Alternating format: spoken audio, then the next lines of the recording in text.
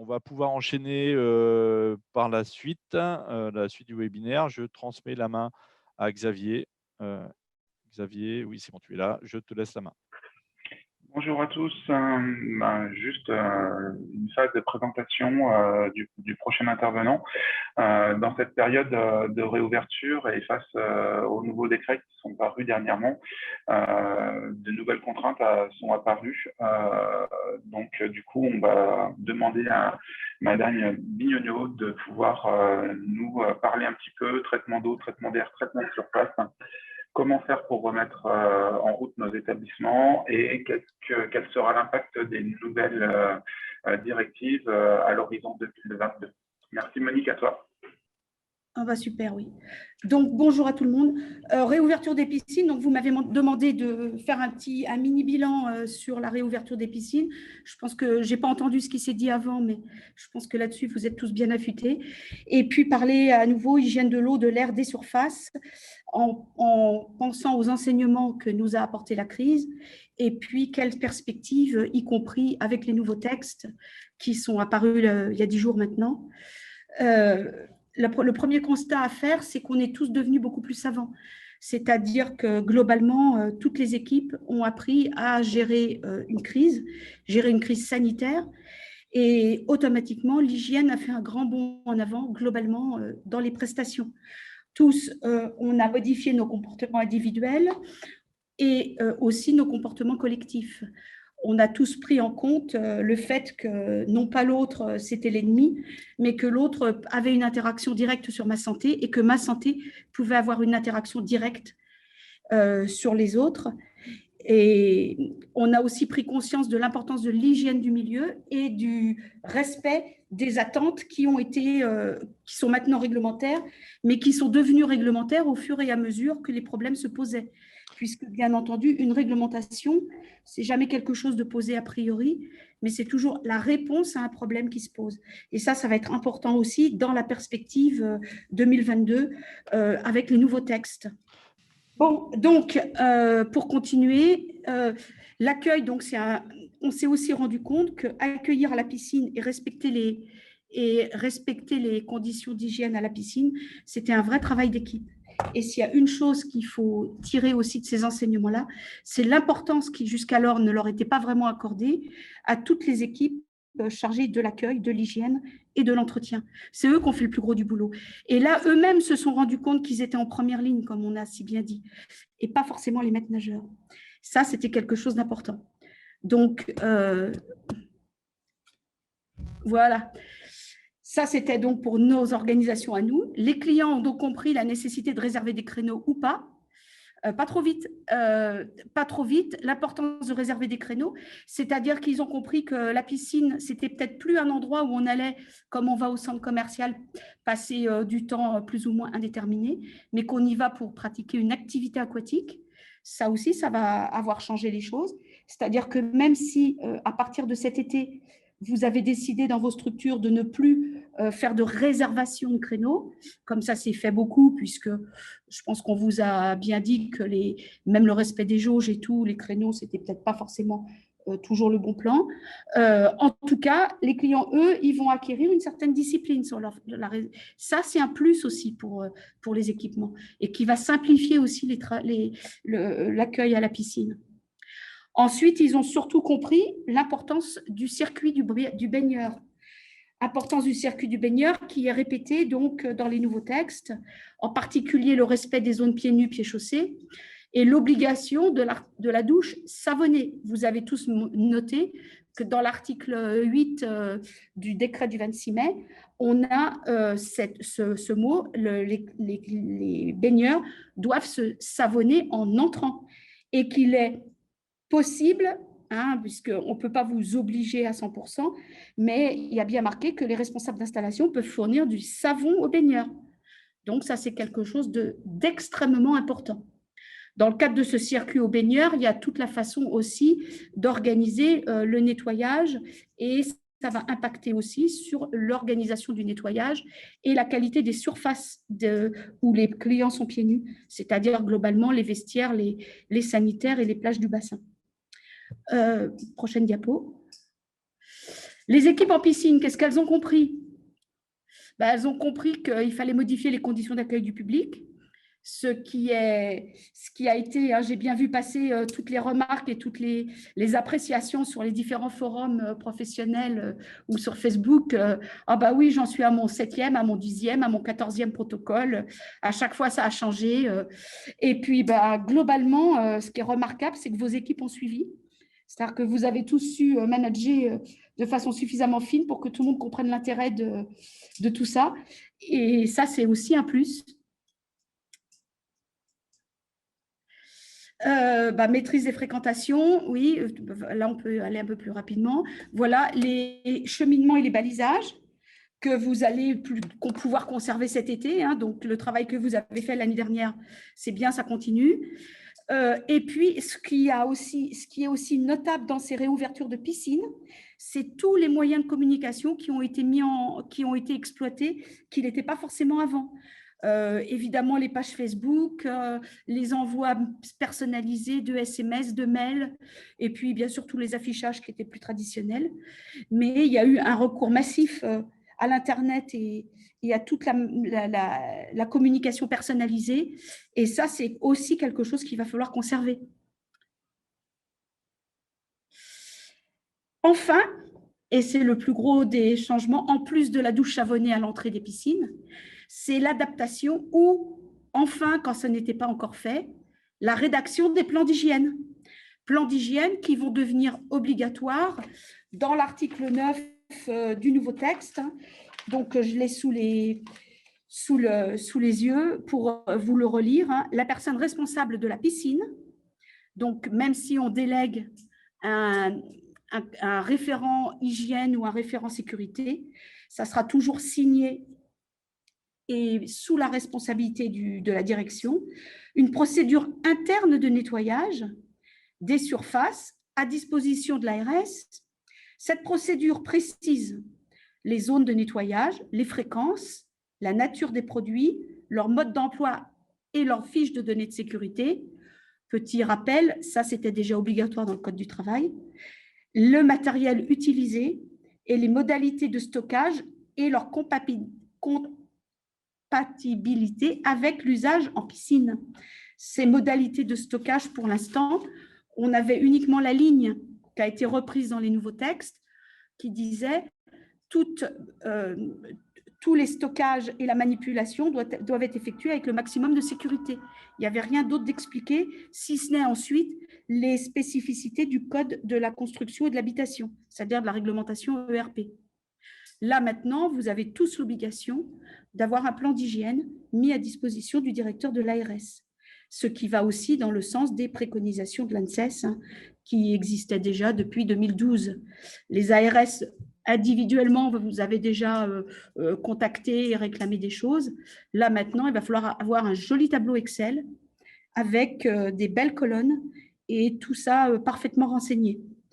Et bien entendu, un plan d'hygiène, ça rentre dans une démarche qualité.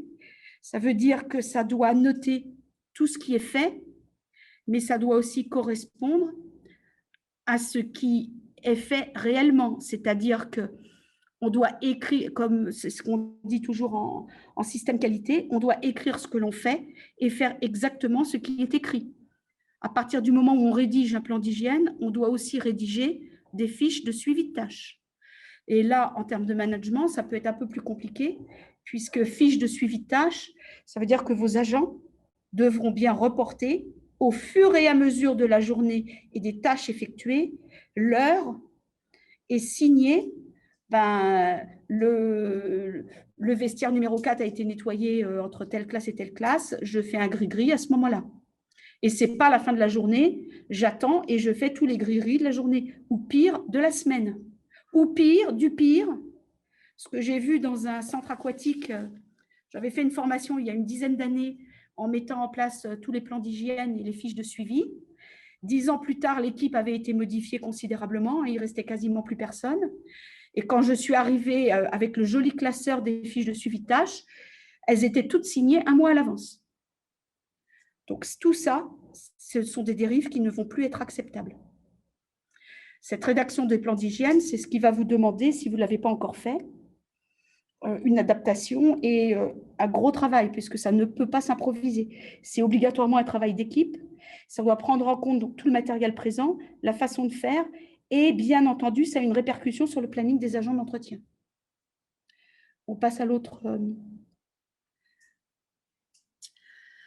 Donc, le deuxième gros intérêt, ou le deuxième avantage, allez, on va dire ça comme ça, de cette crise Covid, parce qu'il faut essayer d'être optimiste, c'est toutes les économies que vous avez su réaliser, puisque vous en avez réalisé. Comme par exemple, un meilleur choix des produits d'hygiène et d'entretien. Tout le monde s'est rendu compte que les produits étaient normés, étaient certifiés, qu'on ne pouvait pas utiliser n'importe quel produit à n'importe quel endroit et que ça correspondait à un résultat attendu par rapport à un mode d'emploi spécifique. Vous vous êtes aussi tous posé la bonne question sur les consommations, sur les consommations, en particulier sur les consommations électriques, en réduisant les débits d'air sur vos CTA et sur les débits des eaux. Ces débits d'eau en recirculation. Vous vous êtes aussi posé des bonnes questions globalement sur tout ce qui était chloration des eaux, à quel niveau on les gardait et comment on pouvait ajuster les paramètres de qualité des eaux. Nombre de piscines qui m'ont contacté pendant la période de confinement ont commencé par me dire « Ah oui, mais moi, je chlore à minima. Je reste maintenant à 0,4, ça va m'économiser 10 kilos de chlore. » Les piscines qui ont fait ça, en réduisant en même temps les débits d'eau, ont eu la bonne surprise de voir que l'eau avait viré au vert quasiment partout. Réduire les débits, réduire l'eau en recirculation, ça veut surtout dire qu'on ne réduit pas la chloration. Correctement chlorer, c'est la première étape de l'économie sur les autres consommations et sur la qualité suivie et constante de l'eau des bassins. Pour cet été, je pense que c'est ce qu'on a dû vous répéter. Il y a quasiment peu de modifications par rapport à ce que vous avez accueilli l'an dernier et encore actuellement avec les publics prioritaires et les scolaires. Quelle réduction des fréquentations? Les enquêtes qui ont été menées jusqu'à présent disent bien que si on s'attend à des fréquentations qui vont être mieux organisées, avec un peu de chance, vous allez voir quand même plus de monde revenir, parce que tout le monde a hâte de revenir à la piscine. Et idem pour les salles sportives. Donc, si vous mettez des réservations en place, ce qui ne sera peut-être pas nécessaire pour respecter la limitation des jauges, voyez comment vous allez organiser ça, si vous faites ça par durée, par activité. Et puis, surtout, concilier encore une fois, penser que ce sont vos entrées qui sont vos recettes et que diminuer un petit peu le déficit, c'est d'abord faire rentrer du monde à la piscine. Donc, vous allez devoir maintenir toutes les traçabilités de fréquentation. Dès le mois de mars 2020, le premier protocole Covid, qui a été un protocole mis en place par le syndicat du bâtiment, a insisté sur la mise en place d'un référent Covid. Ce référent Covid, il faut soigneusement le conserver et le motiver encore jusqu'à la fin complète de la crise sanitaire, puisque c'est lui qui va être le responsable de toutes vos fréquentations à la piscine. C'est aussi votre référent Covid qui va valider tous les cheminements, donc toutes vos circulations. Et enfin, et surtout, c'est une guerre qu'il ne va pas falloir lâcher pour pouvoir la gagner, c'est la douche savonnée avant la baignade, qui est la seule indispensable, ce qui est encore à nouveau rappelé dans le nouveau texte. La douche en quittant la baignade, comme on a tous envie encore de le proposer, n'est pas obligatoire. Elle est facultative et ce n'est qu'un confort. Donc, là encore, si dans vos cheminements et pour éviter les croisements, ça vous arrange de ne pas avoir de croisements, de ne pas les faire repasser par les douches, on ne refait pas passer par les douches. La douche, ils la prennent chez eux. Vous insistez sur la douche avant, en espérant que si on maintient cette obligation-là et ce type de fonctionnement, la population, au bout de quelques mois, aura compris l'intérêt de la douche avant et qu'on aura automatiquement gagné sur la qualité de l'eau et sur la consommation des produits, entre autres du chlore, en bassin. dès janvier 2022. Ben, c'était une évolution attendue. Donc, ça m'a fait sourire quand j'ai vu beaucoup de réactions. « Ah, bah, yes, c'est nouveau, il faut tout changer. » En fait, cette évolution, et ce qui est dit dans les textes, acte ce qui se passait déjà dans beaucoup d'équipements et qui était sous la seule responsabilité des ARS qui autorisaient ou qui demandaient au coup par coup. Donc, enfin, on prend en compte le fonctionnement des équipements. Ce qui va vous changer, vous, sur vos structures, c'est qu'à partir du mois de janvier 2022, donc vos structures qui sont déjà toutes en fonctionnement, vous faites partie maintenant de ce qu'on appelle les piscines de type A. Point. Piscines de type A. Pour ces piscines-là, quasiment aucun changement. Si ce n'est qu'on va faire des calculs de fréquentation qui seront toujours liés à la FMI, c'est-à-dire 1 mètre carré par baigneur en plan d'eau couvert et 3 baigneurs pour 2 mètres carrés de plan d'eau découvert, et auquel on va ajouter une FMT. Cette FMT, elle va prendre en compte vos capacités d'accueil extérieures au bassin, en particulier les solariums et les zones de circulation comme les gradins, à condition toujours que vous ayez des espaces sanitaires dédiés. Ça va commencer à être intéressant. Il y a aussi la notion de FMJ qui est mise en place, et ça, c'est surtout pour la demande des plus petits bassins, qui, en particulier les bassins des salles de sport, qui enchaînaient dans 20 mètres carrés de plan d'eau 20 personnes toutes les 3/4 d'heure ou toutes les heures, avec évidemment ce que vous pouvez penser sur la qualité des eaux après et sur la difficulté de traitement. Donc, votre FMJ, à part quelques bassins très spécifiques et des traitements alternatifs, normalement va correspondre à peu près à ce que vous pouvez accueillir raisonnablement. Prise en compte des moyens de régulation et de suivi des installations, ça va être, c'est aussi quelque chose que les ARS demandaient, puisque globalement, sur vos grosses structures, vous avez partout des automates et des enregistrements automatiques des installations.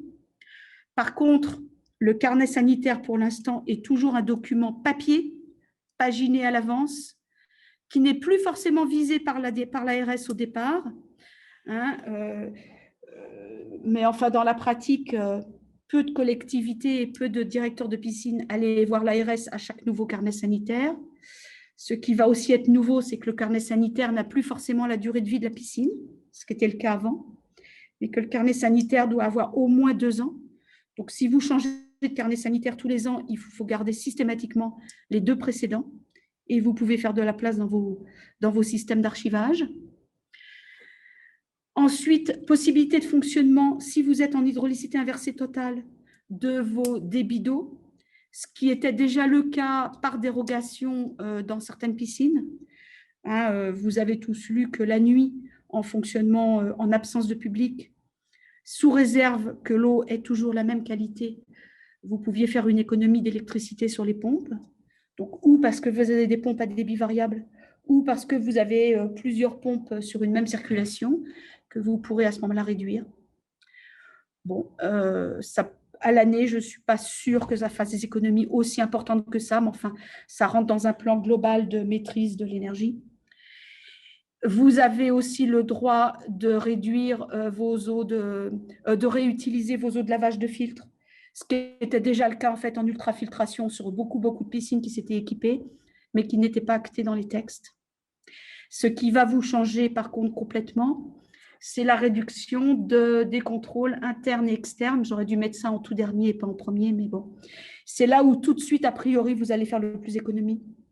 Contrôle interne, jusqu'à présent, c'était au moins 2 analyses par jour et reportées dans le carnet sanitaire. Là, maintenant, vous aurez la possibilité, si vous avez une régulation automatique et que vous avez les moyens de prouver que vous avez régulé, que vous avez étalonné la régulation correctement et que les résultats sont bons dans le suivi, de ne plus faire qu'une seule analyse par jour, qui sera à ce moment-là l'analyse à l'ouverture des bassins. Entre nous, et vu le coût et l'impact que ça a, c'est quelque chose que je déconseille fortement, puisque une régulation, vous le savez tous, un petit gicleur qui se bouche ou un petit gicleur au contraire qui reste ouvert parce qu'il y a une petite cochonnerie qui s'est mise, ça existe. Si vous attendez le lendemain matin pour vous rendre compte qu'il s'est passé quelque chose dans le bassin, parce que ça sera certainement le cas, hein. J'ai déjà vu des piscines qui montaient jusqu'à 20 chlores dans le bassin sans qu'on s'en rende vraiment compte. Ça peut poser problème. Moi, je vous conseille fortement de conserver vos analyses régulières.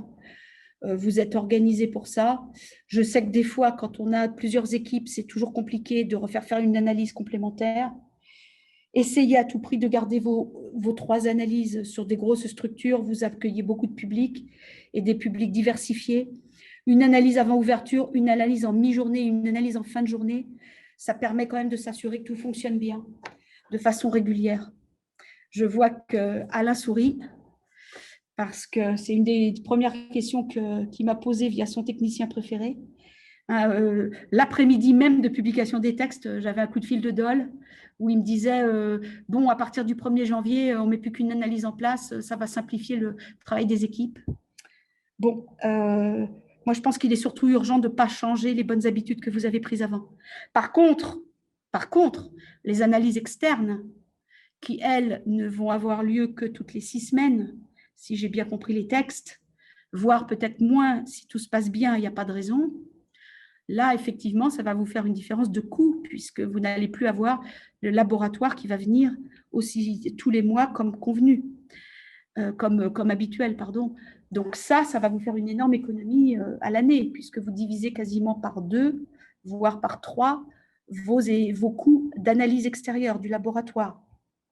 Attention aussi, ce texte-là, c'est un texte qui est transitoire à la norme 15 288, qui pour l'instant en France n'est quasiment toujours pas adoptée, qui va arriver.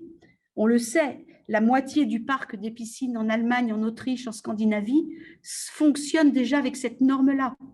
Et cette norme-là prévoit aucun contrôle extérieur en dehors des contrôles que l'exploitant de la piscine se sera lui-même fixé, y compris le choix du labo et le choix du suivi des paramètres. Donc oui, là, je suis déjà dans mon exploitation à plus long terme. Révision de la conception des piscines 81, ça c'était effectivement ce qu'on attendait absolument. Ça veut dire qu'il va y avoir une autre construction. Ça veut dire qu'on va espérer des fonctionnements un peu moins pesants au niveau administratif et donc moins coûteux, et qui vont permettre une meilleure rentabilité puisque vous aurez plus de facilitation sur vos ouvertures et sur vos qualités de traitement d'eau et d'air. Ça veut dire une éducation avec les évolutions sociologiques et la prise en compte des nouveaux besoins des publics, ou accueillir à la piscine, c'est-à-dire j'ouvre la piscine et j'attends que les gens viennent, ils passent un bon moment et ils s'en vont. Ça, on sait que maintenant, c'est une époque quasi révolue. Et que ce qu'on attend des exploitants des piscines, c'est qu'ils mettent en place une véritable animation, et que quand on dit exploiter une piscine, ça veut dire avant tout proposer un véritable service, que ce soit en direction du sport santé ou de l'éducation évidemment globale aux activités aquatiques, et que ce texte-là va dans ce sens-là. Pour information, et avant de conclure complètement, sur mon site, j'ai été vérifiée, en 2014, j'avais déjà fait une intervention, j'avais animé une journée pour le CNFPT Pantin qui s'appelait « L'évolution réglementaire des piscines », où j'avais déjà fait tout un PowerPoint et des diapos qui reprennent les grosses évolutions qui sont dans ce texte-là. C'est-à-dire que si c'est une présentation que vous pouvez télécharger, vous avez déjà en particulier comment rentrer dans la démarche qualité par rapport au plan d'hygiène et comment s'assurer que les surfaces ne sont pas source de pollution croisée. Voilà. Écoutez, je reste à votre disposition s'il y a quelques questions, je ne sais pas, et je redonne la main à Xavier ou à Alain.